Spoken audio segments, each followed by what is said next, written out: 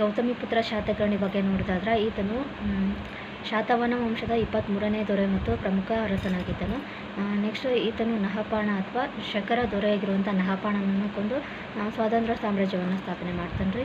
ಈತನು ಭೂಮಿಯನ್ನು ಅಂದರೆ ಬ್ರಾಹ್ಮಣರಿಗಾಗಿ ಭೂಮಿಯನ್ನು ನೀಡಿದ್ರಿಂದಾಗಿ ಏಕಬ್ರಾಹ್ಮಣ ಎಂಬ ಬಿರುದನ್ನು ಕರೆಸಿಕೊಂಡಾನ್ರಿ. ಅದು ಎಲ್ಲಿದೆ ಅಂತ ಉಲ್ಲೇಖ ಅಂತ ನೋಡಿದಾದ್ರೆ ಈತನ ತಾಯಿ ಬಾಲಶ್ರೀ ಹೊರಡಿಸಿರುವಂಥ ನಾಸಿಕ ಶಾಸನದಲ್ಲಿ ಏಕಬ್ರಾಹ್ಮಣ ಎಂಬ ಬಿರುದಿನಿಂದ ಕರೆಸಿಕೊಂಡಾನ್ರಿ. ಇನ್ನು ಶಕಾರಿ ಅಂತಂದು ಯಾಕೆ ಬಂತು ಅಂತ ನೋಡಿದಾದ್ರೆ ಶಕರ ದೊರೆಯಾಗಿರುವಂಥ ನಹಪಾಣನನ್ನು ಕೊಂದು ಸಾಮ್ರಾಜ್ಯವನ್ನು ಸ್ಥಾಪನೆ ಮಾಡಿರ್ತಾನೆ, ಹಾಗಾಗಿ ಶಕಾರಿ ಅಂತಲೂ ಕರೆಸಿಕೊಳ್ತಾನೆ. ಈತನಿಗೆ ಇನ್ನೊಂದು ಬಿರುದು ಐತೆ, ತ್ರೈಸಮುದ್ರ ತ್ವಯಪಿತ ವಾಹನ ಏಕಬ್ರಾಹ್ಮಣ ಅಂತಂದು. ಸೊ ಈ ರೀತಿ ಯಾಕೆ ಕರೀತಾರೆ ಅಂತಂದ್ರೆ ತ್ರೈಸಮುದ್ರ ತ್ವಯಪಿತ ವಾಹನ ಅಂತಂದು ಇದು 3 ಸಮುದ್ರಗಳ ಕುದುರೆ 3 ಈಗಂತ ಯಾಕೆ ಕರೀತಾರೆ ಅಂತ ನೋಡಿದಾದ್ರೆ 3 ಸಮುದ್ರಗಳ ನೀರು ಕುಡಿದ ಕುದುರೆಯನ್ನು ವಾಹನವಾಗಿ ಮಾಡಿಕೊಂಡವ ಎಂದರ್ಥ.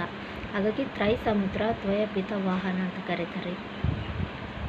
ನೆಕ್ಸ್ಟ್ ಒಂದು ನೋಡೋದಾದ್ರೆ ಈತನ ಸಾಧನೆಗಳ ಕುರಿತಾಗಿ ತಿಳಿಸುವಂಥ ಶಾಸನ ಯಾವುದು ಅಂತ ನೋಡಿದಾದ್ರೆ ನಾಸಿಕ ಶಾಸನ. ಇದಿಷ್ಟು ಏನು ಅಂತ ನೋಡಿದಾದ್ರೆ ಗೌತಮಿಪುತ್ರ ಶಾತಕರ್ಣಿ ಬಗ್ಗೆ ಇರುವಂಥ ಒಂದು ಡೀಟೇಲ್ಸ್. ಇನ್ನು ದಿನಾರ್ ಎಂಬ ಚಿನ್ನದ ನಾಣ್ಯವನ್ನು ಸಹ ಜಾರಿಗೆಯನ್ನು ತಂದನ್ರಿ. ಓಕೆ, ಕ್ಲಿಯರ್ ಆಯ್ತು ರೀ ಇದು. Thank you.